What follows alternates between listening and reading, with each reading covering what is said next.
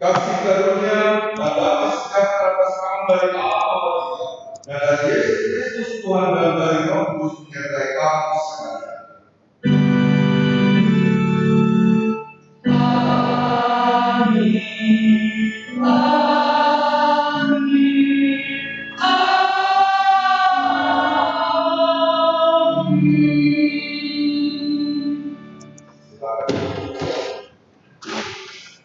Nas pemimpin dari 272 ayat 19.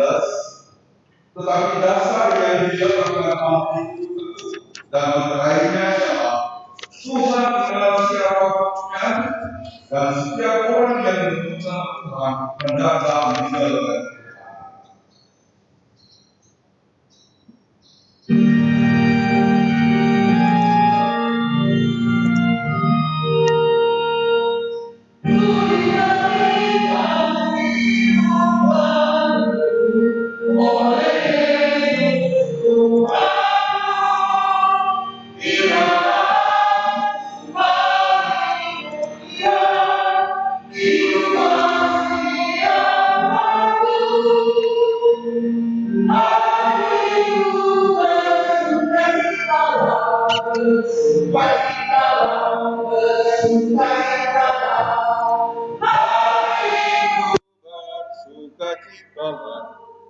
Dalam Yesus Tuhanku,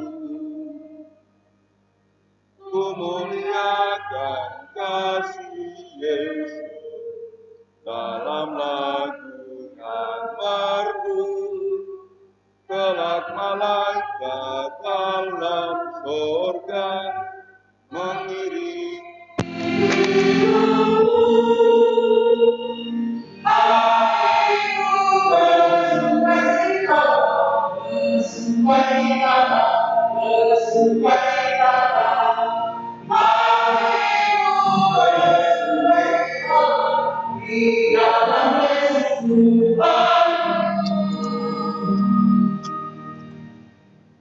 Saudara-saudara, kita akan masuk dalam satu dosa.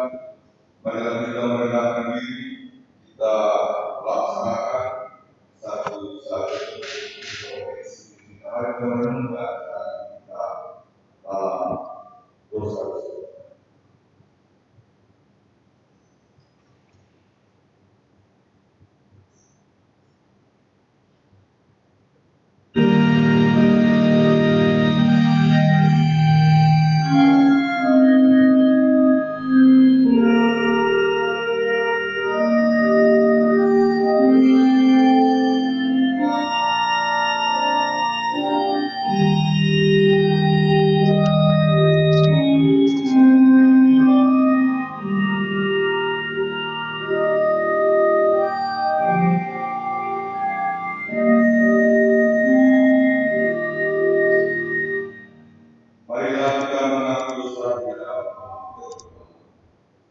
Kami merendahkan diri di hadapan-Mu yang kudus dan mengaku bahwa di dalam hidup kami sering tidak melaksanakan kehendak dan telah berbuat hal-hal yang melanggar hukum.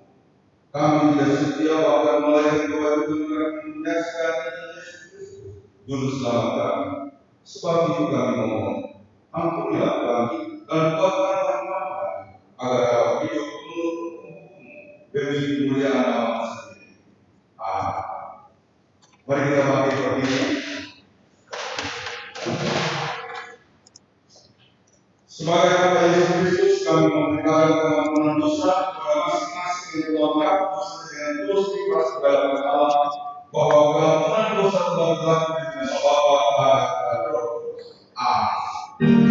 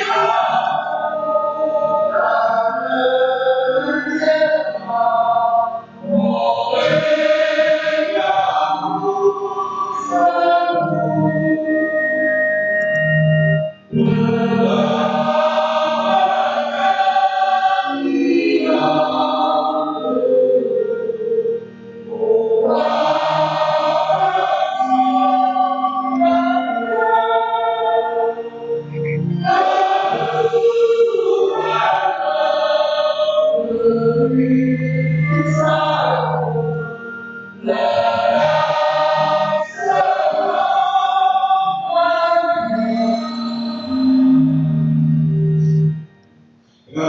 hukum Allah sebagai amanat buat kerajaan dan Yusuf 2 yang ke-7 sampai 49. Kasihilah Tuhan Allah dengan segenap hatimu dan dengan segenap jiwa dan dengan segenap akalmu. Itulah hukum yang pertama dan yang pertama. Dan hukum yang kedua yang sama dengan itu ialah kasihilah sesama manusia seperti dirimu sendiri. Pada kedua hukum ini terkandung seluruh hukum Taurat dan kitab-kitab.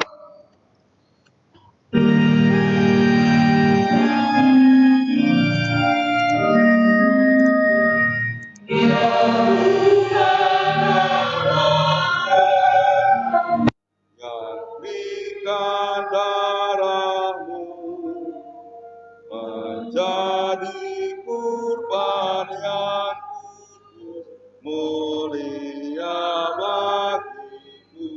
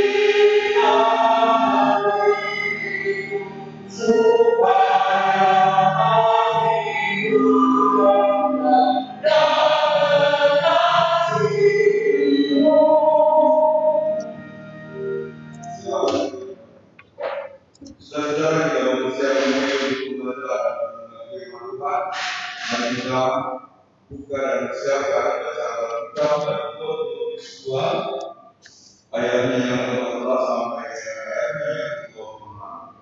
2 Timotius 2 ayat 14 sampai 26. Sebelum kita membaca dan menanya ya Tuhan, bukalah pikiran kami dan teranglah yang kudus, agar kami dapat mengerti kitab-Mu melalui firman yang akan kami baca dan dengarkan. Amin.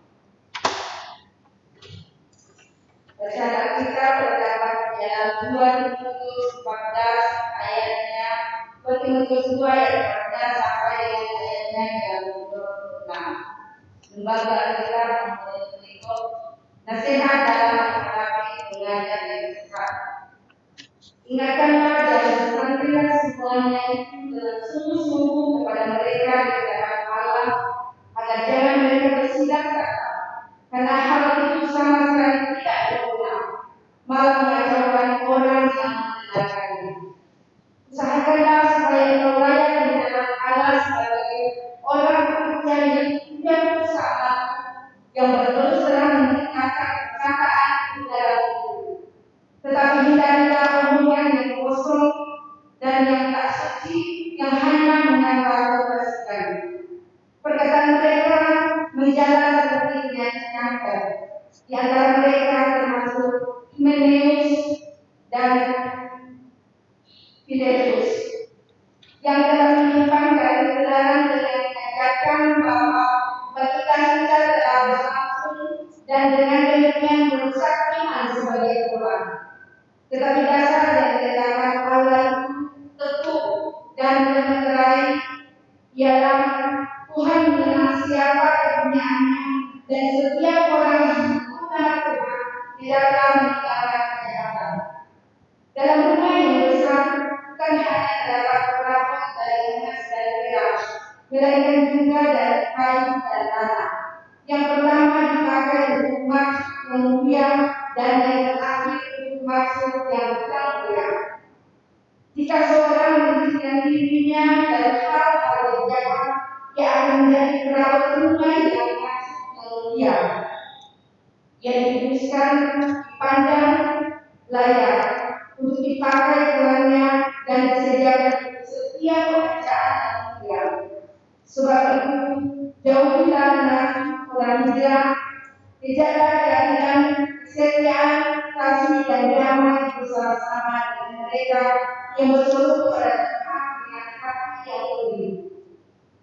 Hindarilah soal-soal yang dicari-cari, yang bodoh dan tidak layak. Engkau tahu bahwa soal-soal itu menimbulkan pertengkaran. Sedangkan seorang hamba Tuhan tidak boleh bertengkar, tetapi harus ramah terhadap semua orang yang ia harus cakap, mengajar, sabar, dan dengan lemah lembut dapat menuntun orang yang suka melawan, sebab mungkin Tuhan memberikan kesempatan kepada mereka untuk bertobat dan membimbing mereka sehingga mereka mengenal kebenaran.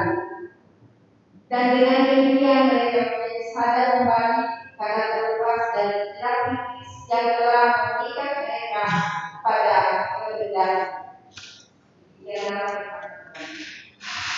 Yesus berkata yang berbahagia dalam mereka dengan firman Allah yang memberitakan Allah.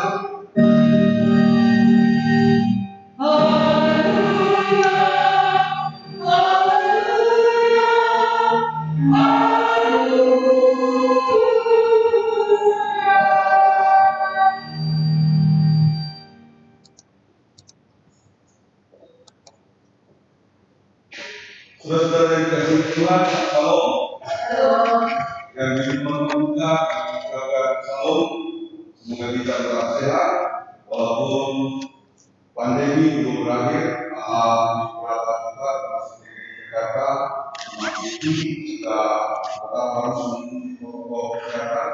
Jangan lupa pakai masker, cuci tangan, jaga jarak. Nah, saya mengisi karena di ini supaya saya bisa jelas saya lepas masker. Saudara-saudara, tema hari ini adalah Tuhan mengenal siapa kepunyaannya. Nah, sebelum saya menjelaskan topik ini, saya punya pengalaman.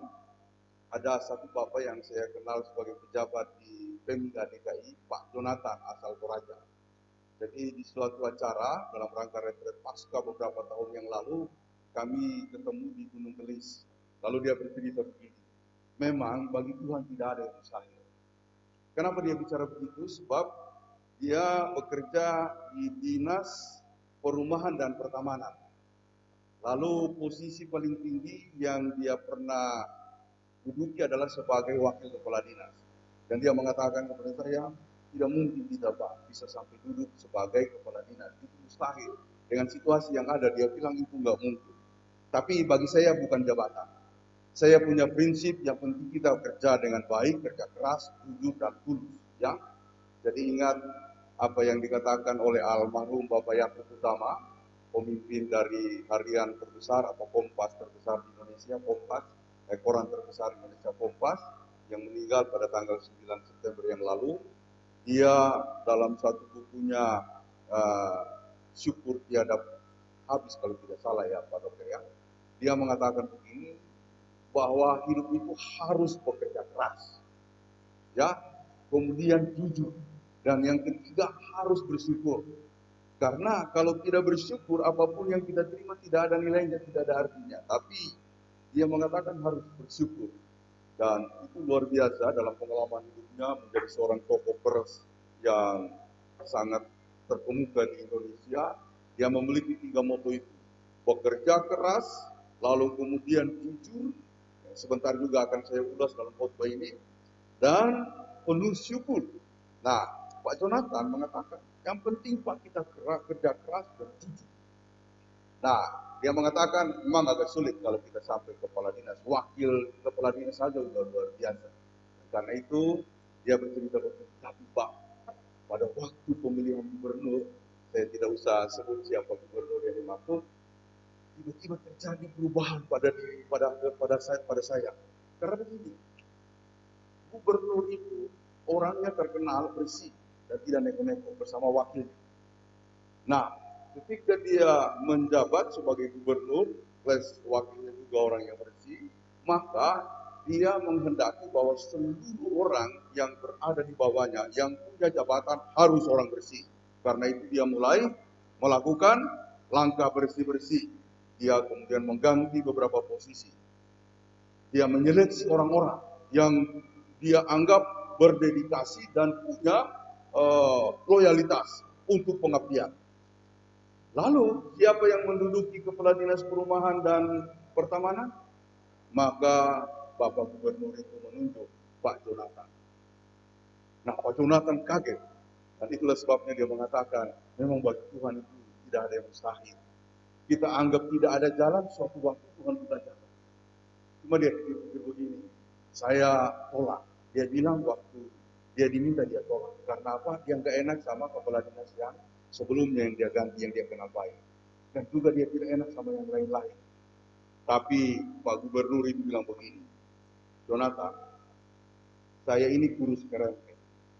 Tahu kira-kira siapa yang dimaksud dengan gubernur itu? Dengan logatnya dan bahasanya yang pelan. Jonathan, saya ini kurus keren. Saya kurus keren yang bisa dan mau mengurusi DKI yang luas. Kamu cuma satu dinas, masa kamu nggak sanggup, kamu lebih jaga dari saya. Dan karena itu dia menerima. Nah, jadi dia bekerja. Saudara-saudara, dia mengulang-ulangi kata-kata tadi. Bagi Tuhan belum tidak ada yang mustahil. Ya, saya kira juga bagi kita sekarang ini ya, tidak ada yang mustahil. Ya, ada amin? Ya, tentu kalau Pak Dokter nanti sekali waktu, kalau kita beribadah lagi, kalau sudah normal, Pak Dokter harus bersaksi untuk kita. Ya, saya belum mendengar cerita itu, tapi saya kira pasti kata-kata yang sama akan terungkap. Tidak ada yang mustahil bagi Tuhan. Jadi saudara-saudara, tidak ada yang mustahil bagi Tuhan. Kenapa? Karena kita adalah kepunyaan Tuhan. Jadi Tuhan mengenal siapa kepunyaan. Mengenal di sini adalah suatu kata yang terhubung dengan bagaimana Tuhan memilih, Tuhan memelihara, Tuhan mengembangkan. Dan kalau orang sudah dipilih Tuhan, dipelihara Tuhan, dikembangkan Tuhan, tidak ada yang mustahil. Yusuf saja dibuang oleh saudara-saudaranya ke sumur. Tapi dia jadi pemimpin yang luar biasa di Mesir. Bahkan orang-orang lain, termasuk saya kira dalam pengalaman kita sehari-hari, ketika kita terus berserah kepada Tuhan, maka kita akan sampai pada suatu fase di mana kita akan berkata, Tuhan tidak ada yang mustahil. Ya, apalagi kalau saya cerita pengalaman hidup saya, anak petani yang selalu saya ulang-ulang, bisa sekolah di Intip, bahkan bisa ambil S2, sekarang bisa ambil S3. Siapalah kami. Tapi pada akhirnya saya harus mengatakan tidak ada yang mustahil. Kalau kita baca perikop tadi mengenai Timotius, saya akan ulas sedikit dari pasal 2 ayatnya yang pertama. Itu Timotius dipanggil dan dia merasa bahwa dia tidak sanggup. Karena apa? Dia masih muda. Oleh sebab itu Paulus mengatakan, janganlah engkau merasa rendah karena engkau muda, tapi lakukanlah pekerjaan Tuhan dengan sungguh-sungguh. Nah, di bagian-bagian awal itu ada dorongan Paulus kepada Timotius yang selalu merasa muda, bahkan dia pemalu. Kalau kita teliti, dia ini adalah seorang yang pemalu. Tapi Paulus mendorong, dan Paulus kemudian memberikan semacam penyadaran kepada Paulus. Janganlah kamu melakukan pekerjaan ini dengan mengandalkan kekuatan, kamu tidak akan sanggup. Tapi lakukanlah semuanya itu atas dasar kasih karunia Tuhan. Semata-mata karena kasih karunia Tuhan. Jadi pelayanan-pelayanan yang kita lakukan, kalau kita dasarkan karena saya bisa, saya sudah pernah melihat seorang pelayan yang waktu ditanya, Bapak bersedia, oh saya bisa. Saya kaget. Orang lain kalau diminta untuk melayani mau jadi penatua atau pelayan di komisi-komisi, aduh Pak, jangan saya Pak, saya ini punya kelemahan, saya ini begini-begini, kalau bisa orang lain. Saya menyadari memang semua orang kalau diminta untuk melayani, ini pekerjaan bukan pekerjaan biasa, bukan pekerjaan di dunia sekular. Ini pekerjaan Tuhan yang tadi di bagian tertentu di ayat 19 dikatakan, siapa yang menyebut nama Tuhan tinggalkanlah kejahatan. Tidak ada satu kehidupan berpelayanan karena kita melayani Tuhan, lalu di sisi yang lain kita mesti melakukan kejahatan. Nggak mungkin. Nah, jadi orang itu mengatakan saya siap, saya kaget. Rata-rata kalau kita tanya atau minta untuk melayani, pasti dia merendah begitu. Aduh, saya tidak bisa, saya tidak sanggup, saya belum punya pengalaman. Tapi justru orang-orang yang seperti itu yang dipakai oleh Tuhan. Orang tadi, ketika dia mengatakan, saya bisa. Nah, karena dia memang bersedia, ya kita itu persyaratan terpenuhi dan kita itu. Tapi tidak selesai. Karena ternyata di dalam banyak hal yang dia lakukan. Memaksakan diri lah, inginnya itu, tapi dia memaksakan diri. Memang bagus ide-idenya memaksakan diri. Akhirnya apa? Dia bilang, udah saya berhenti saja.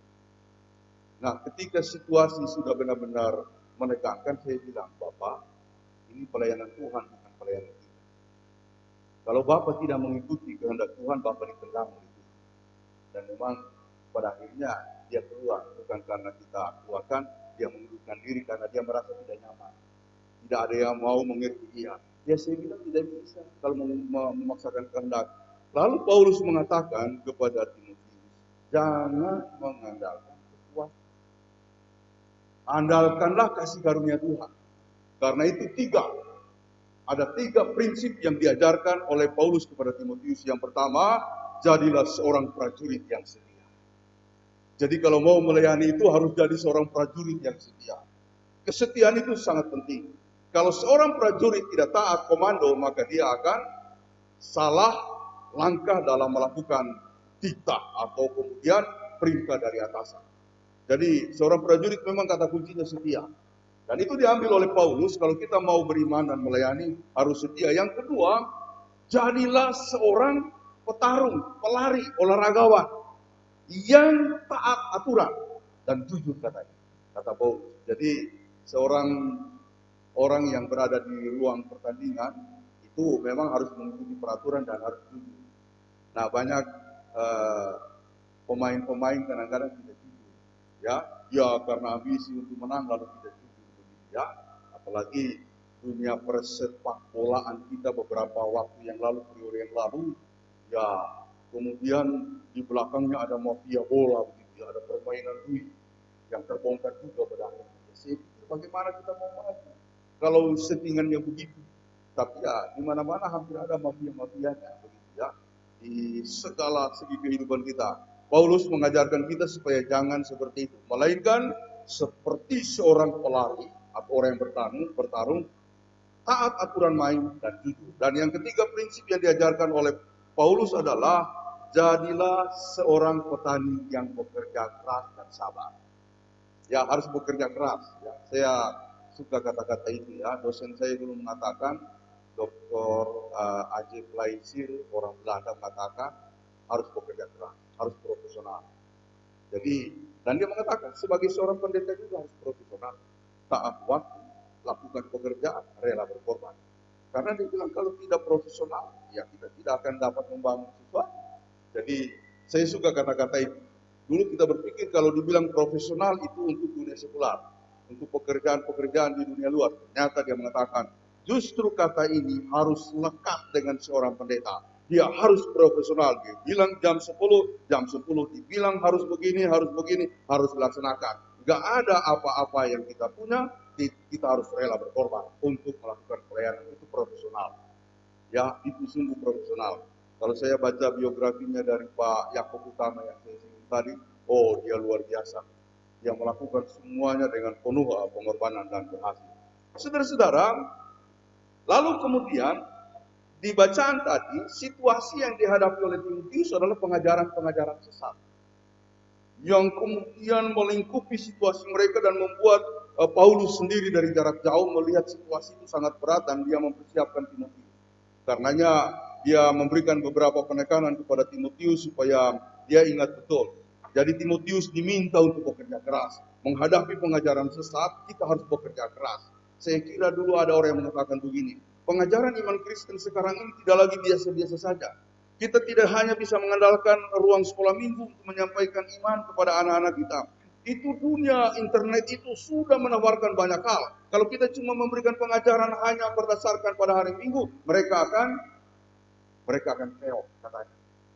Jadi kita harus, saya pernah mendengar ada satu gereja membuka kelas sekolah minggu bukan cuma di hari Minggu tapi juga di hari lain, hari Selasa dan hari Kamis dan Rabu atau Jumat. Karena dia bilang, Pak, ini dunia ini sudah begitu banyak dengan pengaruh. Lalu kita mengajarkan anak-anak kita cuma pada hari Minggu, itu tidak mungkin. Karenanya mereka membuka kelas pengajaran bagi anak-anak Selasa dan hari Kamis, kemudian Rabu atau Jumat dikasih pilihan plus hari Minggu. Jadi 3 kali dalam seminggu. Itu dia bilang masih kurang. Tapi ya puji syukur kami dengan majelis bersepakat untuk melakukan itu. Saya pikir, wah, kalau saya lakukan itu tambah pekerjaan lagi gitu ya. Banyak rata-rata pendeta mengeluh gitu ya. Aduh, kalau kita laksanakan pekerjaan lagi. Apalagi tidak dikasih transport. Wah, itu jadi pergumulan. Tapi kalau orang profesional, kalau pendeta-pendeta atau pelayan-pelayan berpengabdian, dia tidak akan berkata banyak pekerjaan atau pasti capek. Tidak mungkin dia akan bicara seperti itu.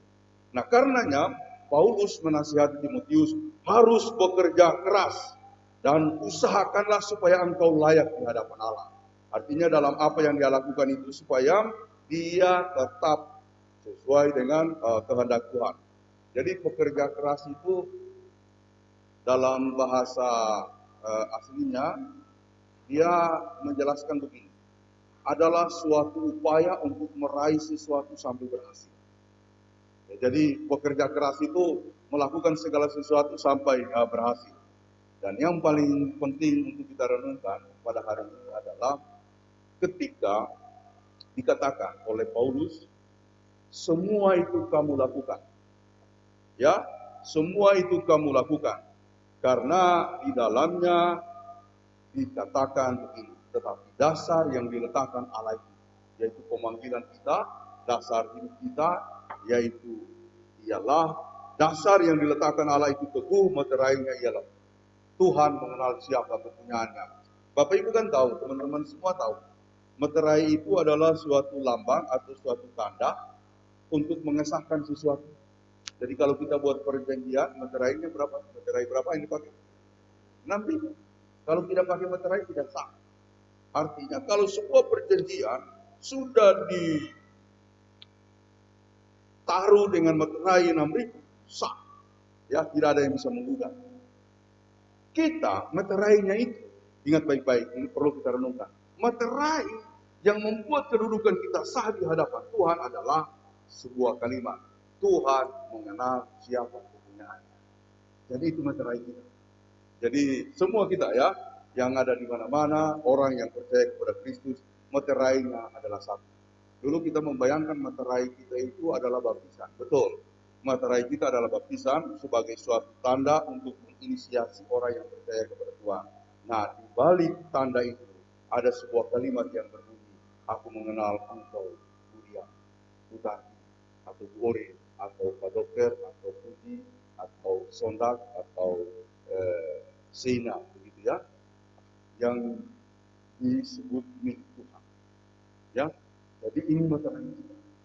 Nah, karena itu, mari pakai prinsip seperti yang dipakai oleh Pak Jonathan tadi. Lakukan aja semuanya. Kita tidak tahu nanti bagaimana Tuhan membuat kita berkembang. Ya, seperti kita ini masih jemaat yang kecil. Tapi ada misi besar yang kita emban untuk mengembangkan GKST. Bagaimana ke depan? Ya, kita berserah kepada Tuhan. Tapi kalau kita bekerja dengan sungguh-sungguh, ingat, Tuhan mengenal jemaat kepunyaan seperti jemaat-jemaat yang lain. Dan lebih spesifik lagi, Tuhan mengenal kita yang mau bekerja dengan sungguh-sungguh. Maka Dia yang akan memelihara. Dia yang akan mengembangkan kita. Oleh sebab itu, saya akan menutup dengan uraian begini. Bila mana Tuhan sudah panggil kita, Dia sudah memberi talenta. Jadi ada banyak talenta. Terima kasih untuk kajiannya. Saya sudah panggil dia Jing, saya balik aja ya. Siane, Pak Robi, mari kita melayani berdasarkan talenta-talenta kita yang ada ya. Karena memang Tuhan memanggil kita berdasarkan talenta. Tidak harus menjadi pendeta, tapi semua kita bisa melakukan apa saja. Dan hidup yang memberi, apalagi memberi kemampuan kita, itu hidup yang indah. Kemarin Pak Dokter kami kemarin pemuda bekerja sama dengan Anjungan Sulawesi Tengah melaksanakan aksi sosial. Jadi pembagian sembako untuk 34 kakak yang memang selalu kita bantu setiap bulan. Tema yang dipilih oleh para pemuda dan kita berbagi itu indah. Jadi memang berbagi itu indah. Memberi diri, apalagi talenta kita untuk pelayanan, untuk kemuliaan nama Tuhan, untuk membantu manusia, itu adalah sebuah alur hidup yang indah. Ya, ada orang yang hanya mengumpulkan, sia-sia hidup. Orang kaya yang bodoh kan, dia bertanya kepada dirinya sendiri, hai jiwaku, kau punya ini, kau punya itu, apa yang hendak kau lakukan? Dia mengatakan, oh tenang saja, nanti kita bangun lumbung yang besar untuk menampung kekayaan kita. Tapi pada malam hari, malaikat pencabut nyawa datang dan mengambil nyawanya. Lalu pertanyaan dalam perikop itu, untuk apa semuanya? Oleh karenanya, mari kita memberikan talenta kita. Ya, contoh tadi Pak Yaakob Utama diapresiasi oleh semua orang, oleh kalangan muslim, oleh kalangan manapun, karena dia melakukan sesuatu yang terbaik. Dan paling utama, penggambaran orang tentang Pak Yaakob Utama. Dia menjaga marwah harian Kompasnya untuk kebangsaan dan kemanusiaan. Karena itu berita-berita, terutama tulisan-tulisan yang bersikap separatis, dia tidak mau muat. Karena ada beberapa koran masih bersikap separatis, masih menyerang kelompok-kelompok tertentu. Tapi menurut pengamat itu mengatakan Kompas tetap menjaga marwah kebangsaan dan keindonesiaan. Mari kita membaktikan diri kita dengan waktu yang ada di depan, meskipun pandemi kita tidak bebas untuk melakukan apa yang terbaik. Tidak usah membayangkan bagaimana manusia atau orang lain mengapresiasi kita. Yang paling penting kita lakukan, Tuhan, aku adalah milik kepunyaan. Biarlah aku bekerja dengan keras, jujur, dan selalu bersyukur kepada Tuhan. Talenta-talenta sudah diberikan, Tuhan memanggil kita untuk melakukan sesuai dengan talenta-talenta yang ada. Tidak ada orang yang tidak punya talenta.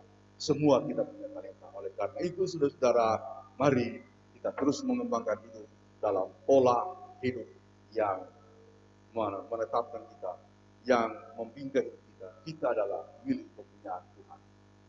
Maju terus, berbakti, dan terus melayani. Tuhan memberkati kita dan semua saudara. Amin.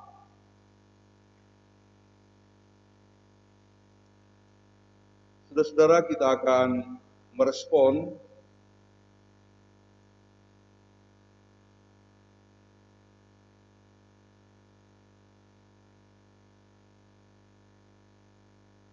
firman tadi dengan menyanyikan satu lagu, Aku Ingin Mengikuti Tuhan.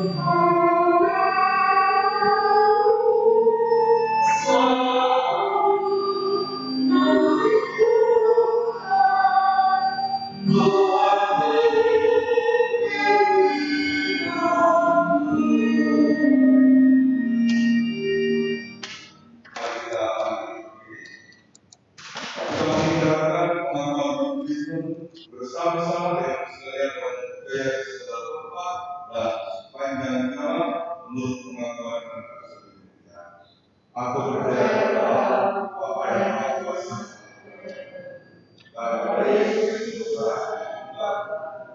yang dikandung dari Roh Kudus, lahir dari Maria, yang menderita di bawah pemerintahan Pontius Pilatus, disayat, mati, dikuburkan, turun dalam kaya, berlari dari ketiga, bangkit dari neraka, naik ke surga, disembahkan Allah, Bapa yang Maha Kuasa, mendatangkan surga,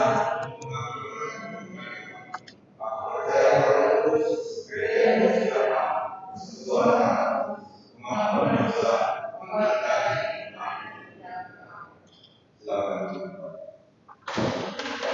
Sumbangan kemudian dari vokal Elsa, lagu Indonesia, bahasa Indonesia, bahasa Indonesia, bahasa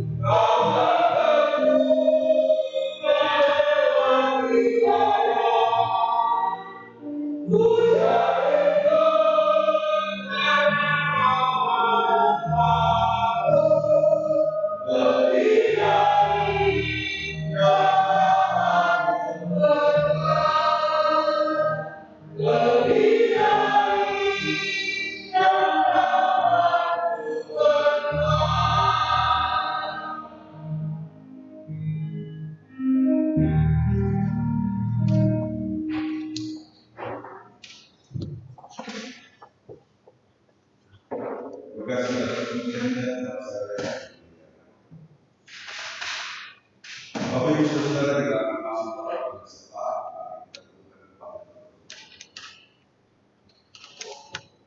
Bapa di surga, kami bersyukur atas ketenangan Tuhan dalam keadaan kita.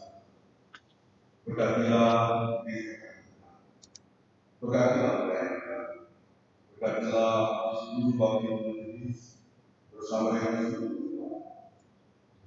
Beribadah saatnya untuk aku di mana berada. Kami berdoa mendoakan saudara yang sakit, Ibu Belma, Pak Sobalim, Saudara Ibu, Bapak Rosal, dan Musik Indonesia, Bapak Mu, dan Tuhan. Bapak Adriana, Bapak Sotaban, Bapak Teguh Islam, layanan dari Bapak Ibu Masrin Rakota, Bapak Anton Penggeran, Bapak Darsin di Rumah Sakit Batu Tuhan, biarlah kasihan menyertai dalam seluruh proses umat dan perawatan.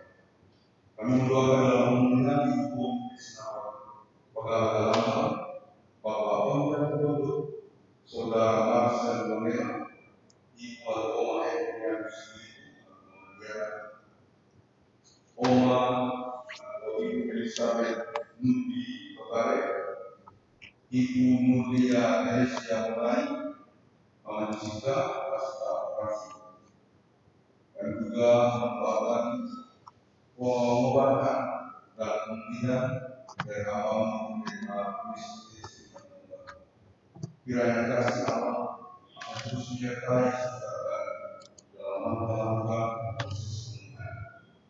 Kami mendoakan saudara yang berulang tahun 9 September 2020, pertama Menerus di Muapa, kedua Bapak Andreas, ketiga Bapak Benny Wallace, tanggal 12 September 2020. Yang pertama Bapak Frans Roman, yang kedua Bapak Yosafat Dulu.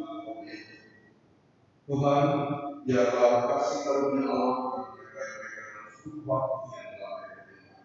Jadikanlah hidup mereka sebagai saat yang penuh pemahaman Tuhan dalam keberadaan mereka dimanapun mereka berada. Kami mendoakan yang ulang tahun pernikahan tanggal 8 September 2020, ulang tahun pernikahan yang pertama dari Bapak Andi dan Bapak Ibu. Dan pada hari ini tanggal 13 September, untuk pernikahan dari Bapak Oyong dan Ibu Penentua Melina Tuhan, biarlah Tuhan berkati keluarga ini dalam kehidupan mereka, dalam segala upaya yang dibangun memajukan keluarga mencapai kebahagiaan. Terima kasih Bapak untuk kehidupan kami.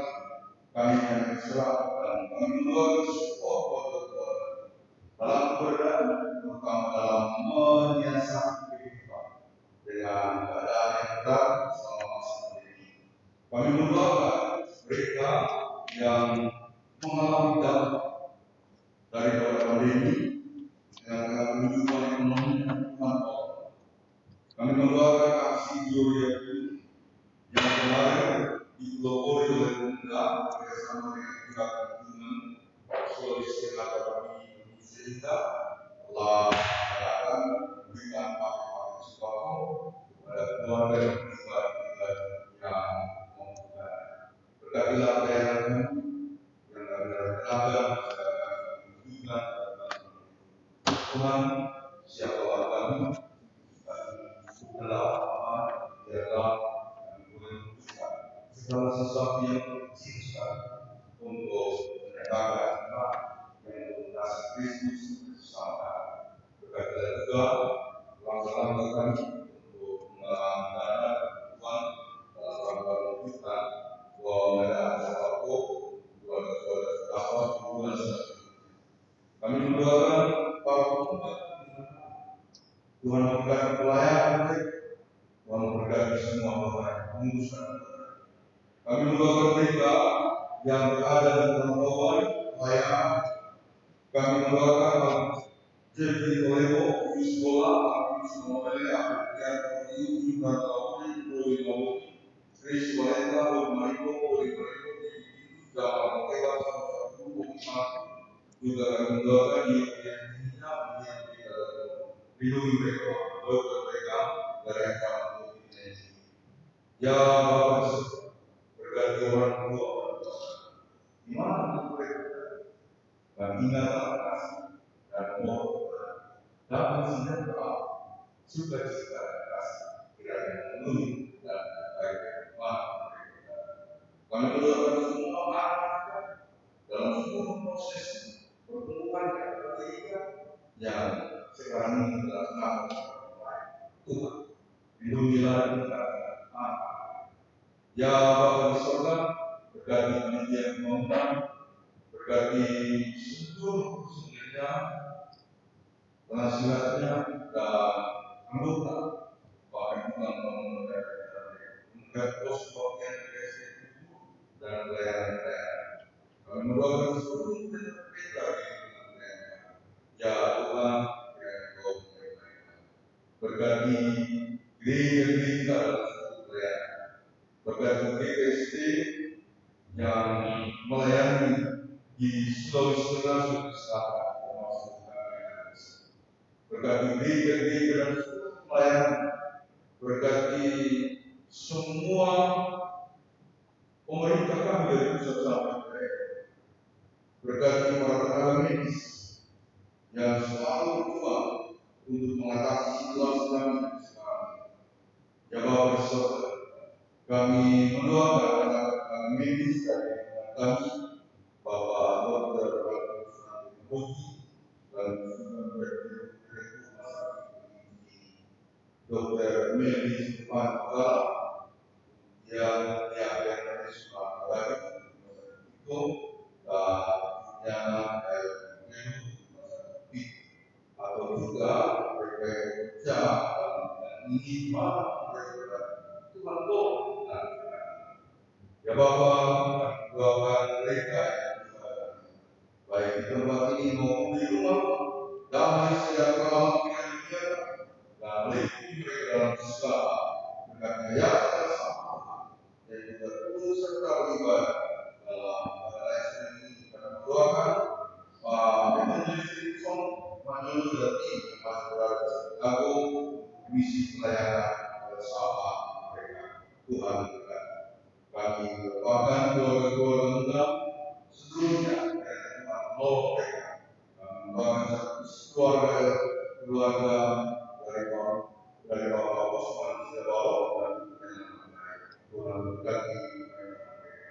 Kita doakan kepada Tuhan bersama lindungi umat ini berkati bersama ini kita akan pelayanan dalam nama kami berdoa dan berserah di dalam Amin.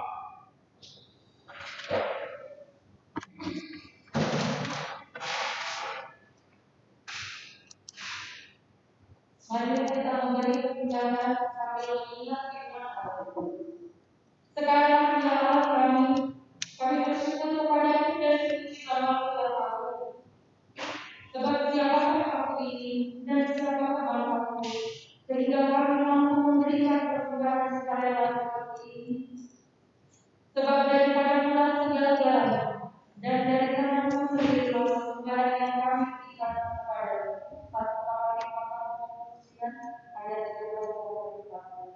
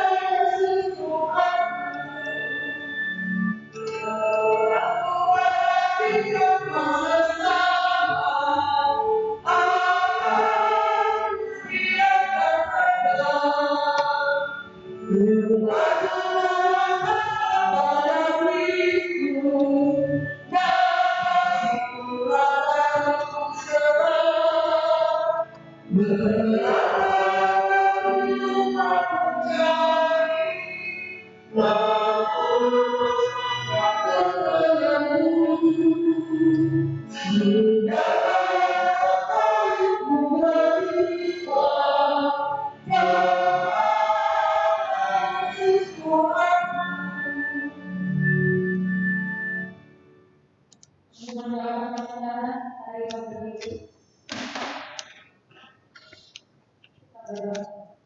Ya Tuhan, Bapa kami dalam Tuhan Yesus Kristus, dengan kerendahan hati, kami serahkan pasangan ini dan kami berkati-nya, agar dipakai dalam keputusan yang kudus. Berikanlah kami kebenaran yang benar, akan segala anugerah yang mau bersyukur dan terima kasih. Dan agar kami dalam menyerahkan diri kami sebagai persembahan yang hidup kepada. Amin.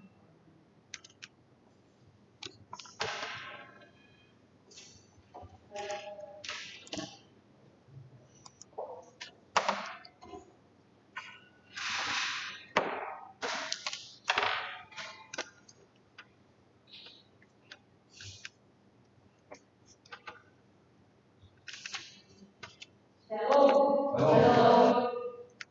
Mohon perhatian sejenak pokok warta firman hari Minggu 13 September 2020. Majelis Jemaat GKI Doi Jakarta mengucapkan terima kasih kepada pelayan Tuhan, pendeta pemilihan SPB yang telah majelis yang bertugas, kelompok ujian, operator kamera dan alat live streaming.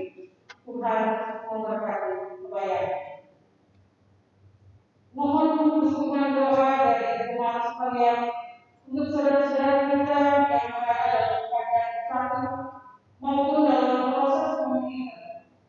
Semoga jemaat Tuhan memulihkan dan menyembuhkan saudara-saudara kita yang namanya tersangkut maupun tidak di dalam pondok-pondok masyarakat.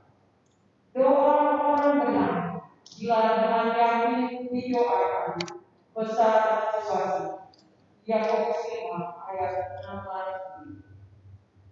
Kebaktian minggu depan hari Minggu tanggal 20 September 2020 pukul 10. Pelayanan firman pendeta Dimas Dede dilaksanakan secara live streaming melalui akun Facebook Grup GKI Doi Jakarta. Mohon agar jemaat tidak melewatkan kesempatan berkuliah itu dengan mengikuti secara online bersama keluarga dan teman-teman. Ibadah pemuda mulia yaitu hari Minggu 20 September 2020 pukul 12 waktu Indonesia Barat. ID mungkin bisa di grup pemuda Gloria. Mohon perhatian dan partisipasi pemuda Gloria. Ulang tahun Majelis Jemaat mengucapkan selamat tahun kepada keluarga jemaat yang berulang tahun kelahiran dan keluarga-keluarga yang merayakan tahun pernikahan sejak tanggal 7 sampai dengan 13 September 2020. Ulang tahun kelahiran 9 September 2020, Pendeta Misi Muhammad Bapak Andreas, Bapak Beni Luagari. 12 September 2020, Bapak Frans Romanus Naga, Bapak Yosafat Bapak Yogi. Ulang tahun pernikahan 8 September 2020, pernikahan yang bersatu Bapak Andi dan Ibu Dewi Murni. Dan juga pada hari ini tanggal 13 September 2020 ulang tahun pernikahan yang ke-23 Bapak Yoyon dan Herna Lobo. Kiranya Tuhan senantiasa menganugerahkan sukacita dan berkatnya dalam menjalani hari-hari selanjutnya. Aksi Gloria Betul, Majelis Jemaat bersama Pemuda Gloria didukung oleh Angkutan Sulawesi Tengah, Taman Mini Indonesia telah melaksanakan acara aksi sosial dalam rangka mendukung GKI pada hari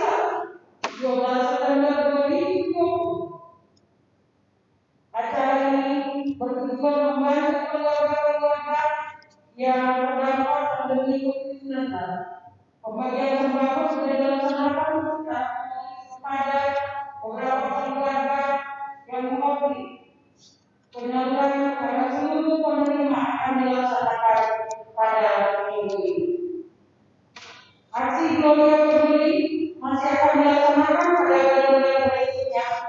Bagi Bapak Ibu Saudara yang ingin berpartisipasi dalam aksi Gloria peduli dapat mengirimkan dana ke rekening jemaat. Majelis menyepakati berdasarkan situasi pandemi COVID-19 yang masih mewabah bahwa pelaksanaan kebaktian minggu jemaat GKSD Gereja Jakarta selama Agustus sampai September 2020 adalah sebagai berikut. Minggu pertama dan ketiga disiarkan secara live streaming dari rumah Gembala Jemaat. Minggu kedua dan keempat dilaksanakan secara onsite di kapal rumah sakit ini dengan pembatasan kehadiran peserta maksimal 30 orang. Ibadah onsite ini telah akan disiarkan secara live streaming sehingga warga jemaat masih dapat mengikuti dan beribadah di rumah masing-masing. Demikian disampaikan, semoga dapat memahami. Jika pemerintah kembali melakukan PSBB, pembatasan sosial berskala besar demi memutuskan rantai penularan COVID-19, maka seluruh ibadah akan disiarkan secara live streaming.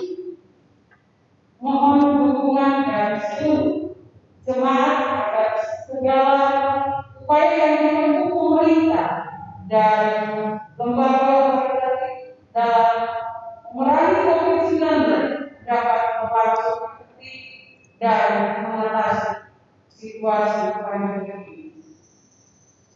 Majelis Jemaat mengucapkan terima kasih kepada Bapak, Ibu, Saudara, dan keluarga yang telah mengirimkan persoalan syukur atas kelahiran atau pernikahan, atas berkat-berkat Tuhan dan proyek ibadah atau bantuan dananya untuk menunjang layanan GKSD Gloria Jakarta dan aksi Gloria Peduli. Tuhan memberkati Bapak Ibu Saudara sekalian. Demikian warta atas perhatiannya. Diucapkan terima kasih. Tuhan memberkati.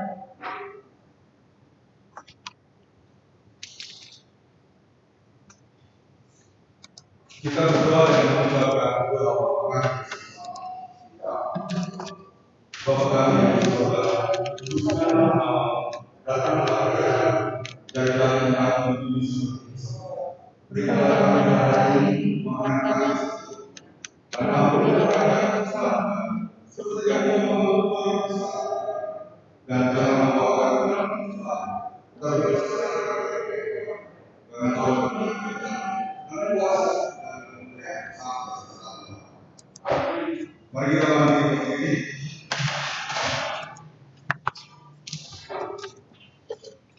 Kita menyanyikan lagu penutup ini itu ada sebabnya.